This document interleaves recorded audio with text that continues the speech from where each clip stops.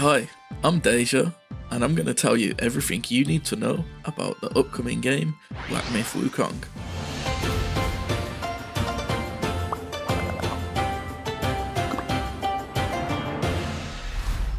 Black Myth Wukong is an upcoming Souls-like set to take place in the world of Journey to the West. Journey to the West tells the tale of the Buddhist monk Tripitaka and his disciples Sun Wukong, Zubaji, Sha Wujing and Yulong as they travel on a pilgrimage to India to gather several Buddhist sacred texts to return them to China in order to achieve Buddhahood and teach Buddhism to China. During this journey, they face 81 trials, many in the form of demons attempting to eat the flesh of Tripitaka, as it is believed doing so would grant them immortality. However, this isn't the part of the book we're going to focus on. You see, chapters 1 to 7 are a self-contained story, telling the story of Sun Wukong, and this is the part of the story I believe Black Myth will take place in. During this, we learn Wukong is a monkey born from a magical stone, and after his birth he proved himself to other monkeys by jumping through the waterfall at their home of Flowerfruit Mountain. The monkeys claimed whoever would be brave enough to pull off such a task would become the Monkey King. Whether foolish or brave, this was a task Wukong easily achieved and earned his title of Monkey King. After this, he learnt the morality of life and travelled China in search of answers about the future and death. During this, he is awestruck upon meeting Taoist Master Bodhi, and after several attempts of begging to be taught by him, Wukong was finally accepted as his student. It was during this training he learnt many of his techniques, such as fighting skills and even 72 transformations, a skill that gave him the ability to turn into whatever he could imagine. This skill is one we will have access to in the game, and has been shown that we can turn into various bosses and even a dragonfly to scout around. After learning all he could from his master, he set off in hopes of learning more, specifically learning the art of immortality. During this, he learns the art of turning each of the hairs on his body into exact copies of himself. This was known as body outside of body and is one of Wukong's more well-known techniques, which is something we can also appear to do in the game. With this, we are able to summon a small army of clones to pummel your enemies, and will be my personal favourite skill. In the novel, Wukong manages to achieve immortality several times. First, learning immortality secrets from his master Bodhi. Second was travelling to hell and removing his name from the Book of Mortals. Third was eating the peaches of immortality from the heavenly peach garden.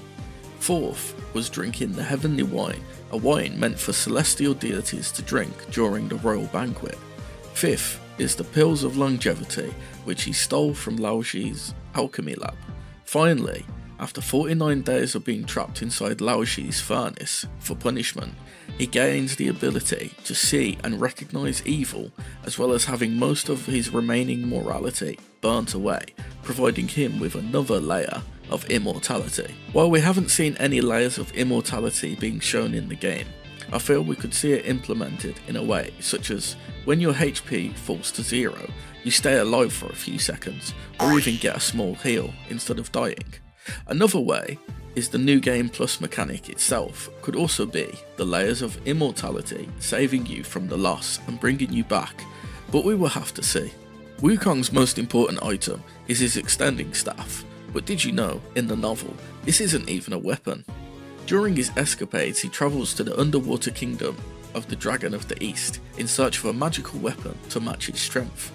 After trying all the weapons offered by the Dragon King, Wukong's eyes are drawn to a 20-foot black iron pillar originally used as a means to measure the ocean depths during a world flood.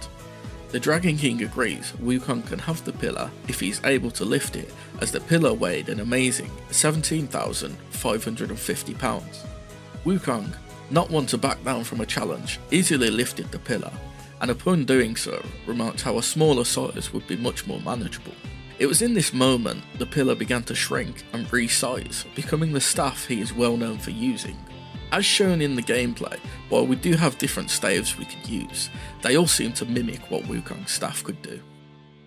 Wukong was also known to have mastery of the 5 elements, those being water, fire, earth, metal and wood. and some of those have been shown in the gameplay, such as creating a ring of fire to push away enemies, or turning yourself into stone or metal to parry attacks so you can follow up. I think there will be a good chance we will see at least one skill for each of these, if not more. Wukong's last well-known ability is the ability to fly on his trusty Nimbus cloud.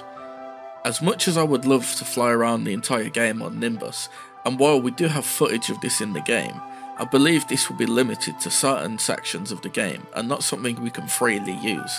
We also have the following information we know about the game.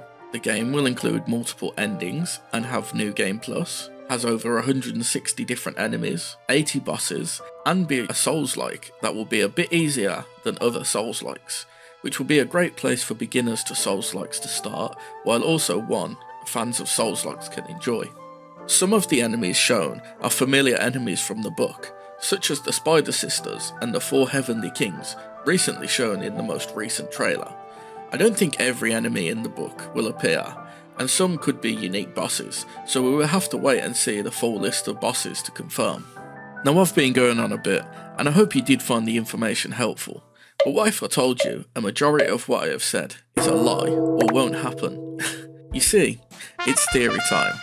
And in the story of Journey to the West, there is one character who played an interesting part. That character is the 6-eared macaque. During the story, he is said to be just as powerful as Sun Wukong, and also attempts to impersonate Wukong with the intention of journeying to gather the scriptures and gain Buddhahood for himself. Keen-eyed people would have noticed in one of the trailers they showed a fight between our character and a wolf boss. Just as we were about to land the finishing blow, our staff is blocked by another, only for the camera to pan up to yet another Wukong in much fancier attire. Not just this, but in every depiction of the game, they have never said we are playing as Sun Wukong, only that we are playing as the destined one. See, my theory is we're playing as the 6-eared macaque, and we are being destined to chase down Wukong to stop him. This is where the multiple endings comes in, giving us the decision to fight against him, side with him, or other ways, which will result in the multiple endings. If this is true, then what better way to pay homage to the trickster Monkey King than a game where you are tricked into thinking you are playing as him, just for it to turn out not to be true. Either way, I hope you enjoyed this little lore dive and are looking forward to the game as much as I am. I'll be streaming it from the 21st of August, so don't forget to stop by and watch. Anyway, if you did enjoy this, then don't forget to like and subscribe, and I'll catch you in the next one. See ya.